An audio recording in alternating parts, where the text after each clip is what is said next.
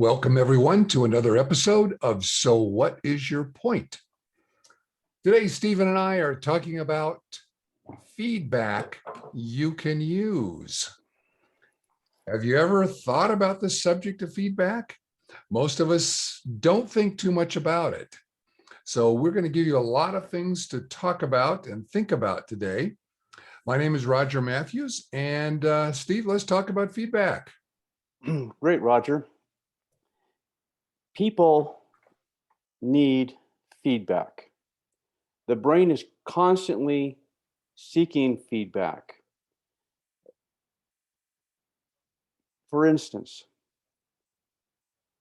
in the environment, is it too hot, too cold, just right? Your brain's constantly checking for feedback. But we as humans need feedback, but there's several problems with that. If you can go to the next slide there, Roger.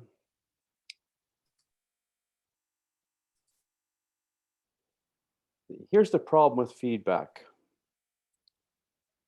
When we get unsolicited feedback about a mistake that we've made or something we could have done a lot better, that feedback comes across in our lizard brain as a threat. And when we get a threat, what do we become? Defensive. And we often reject the feedback and make no real changes in our life. And there's so many opportunities for hurt feelings.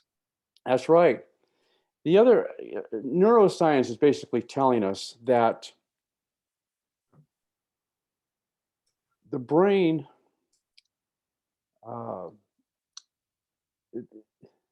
is reacting to this in a number of negative ways. And it's difficult to receive feedback. And it's difficult for people who give feedback, particularly a supervisor, what have you, they have to give some feedback to you. It's difficult for them to give feedback. And when we ask someone for a question such as, what do you think about how I'm doing in my job? It's too broad. Now you could ask, on this presentation I gave, what can I do to improve it? That's more specific, and it's easier for both the receiver to get it because you've asked for it, and the giver to give it because it's specific and they don't have to do a lot of guessing as to what kind of information you're looking for. So go to the next slide. Feedback. The problem with feedback is that being reminded of our past mistakes causes that threat response in our brain. So what do we do about it? Go to the next one. Again, that unsolicited feedback causes a threat response.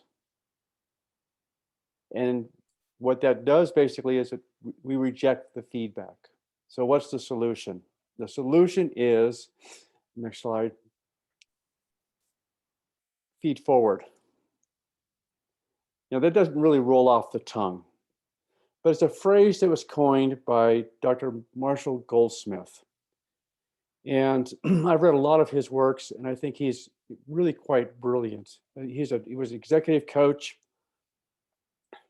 and very, very effective.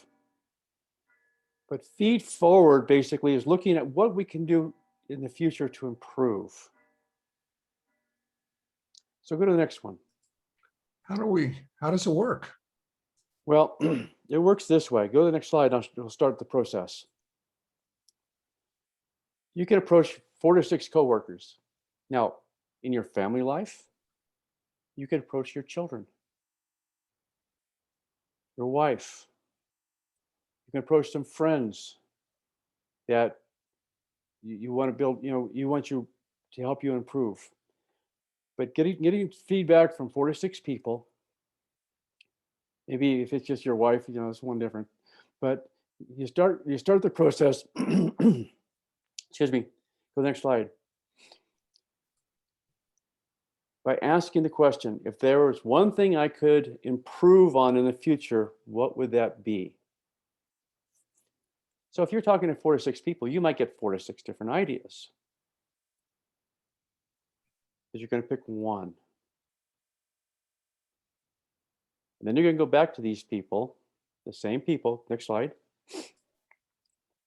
Yeah, and by the way, when they give you this feedback, you listen to it and you thank them. No reaction. Oh, you don't say, no, that's silly.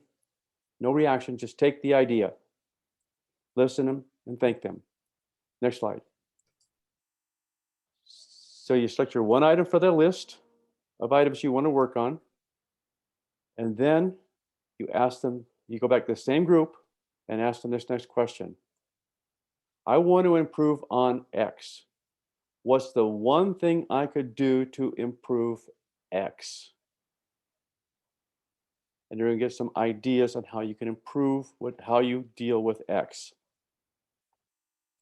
Make sense so far? Yeah, it does. You know, one of the things that um, is always, I would think, challenging is number one, how do you ask? And how do you set the tone for them to feel comfortable in giving you the feedback? You see, in this case, you're not getting feedback. You're getting advice. You're getting advice on how you can improve. So you've asked for something that you can improve on. Don't want any kind of rehash of the mistakes I've made. One thing I can improve on. And then now that you've decided on that one thing, what can I do to improve that one thing?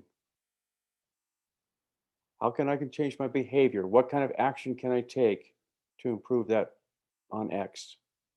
So it's really about asking their opinion, and probably the word feedback um, is a little sometimes threatening to people, especially in a work environment where uh, you have formal feedback that you get from a boss every year, but just asking them um, kind of randomly and casually, how could I improve? How could I do better?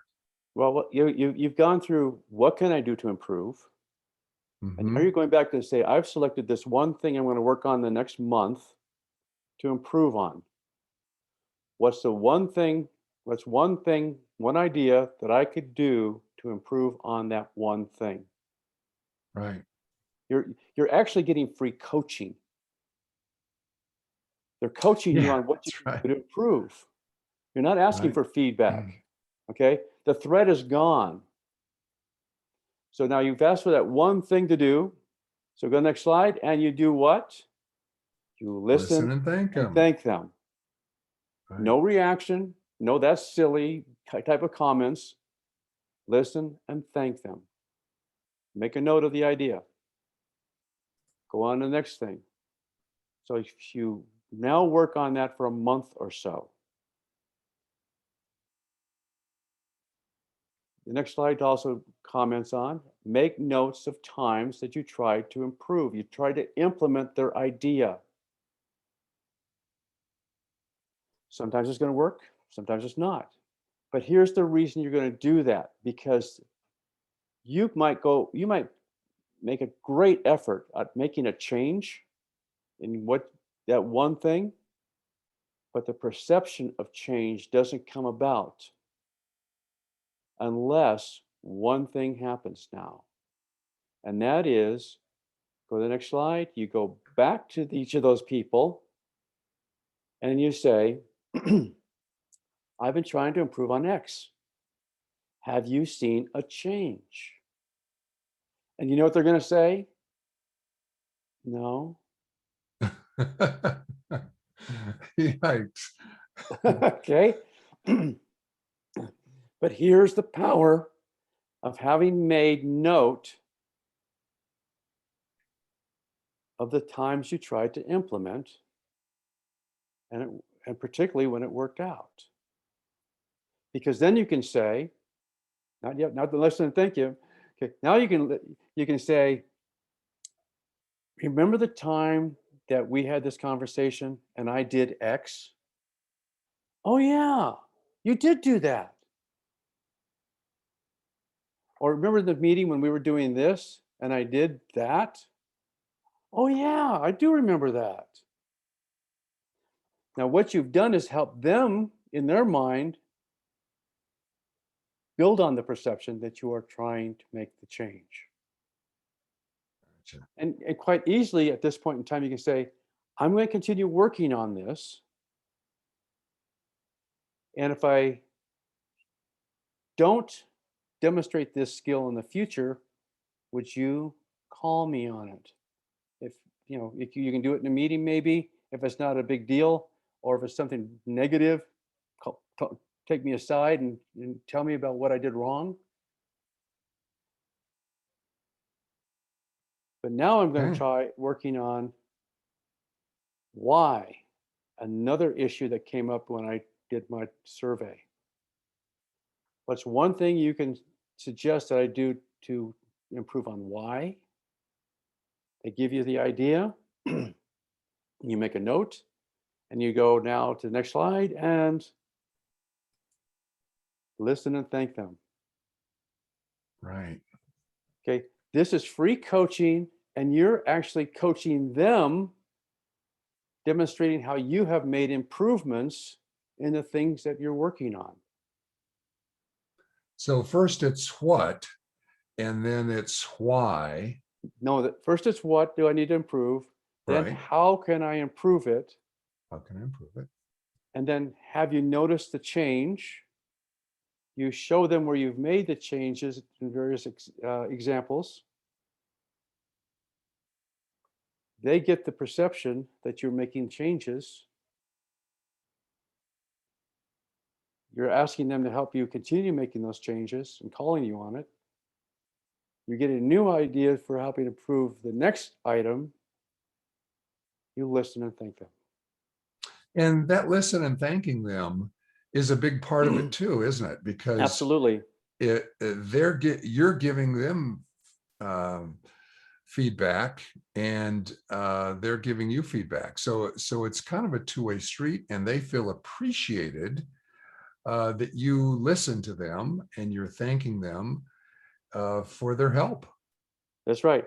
But again, it's not feedback, it's advice. Right, right. Okay. And it's coaching. So you're out of the mode of feedback, you're into the mode of feed forward, you're getting advice, you're getting coaching, you're helping them build the relationship and the perception that you're making the change. And you're thanking them for their effort to help you.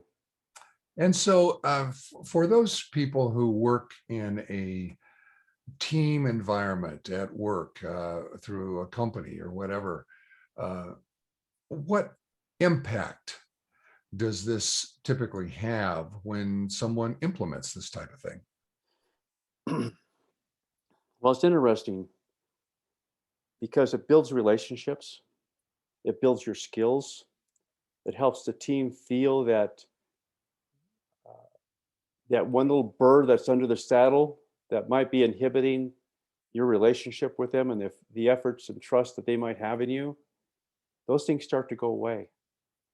And you become, the team actually works better together. In fact, one of the things that can be taking place is a team leader can work with the entire team.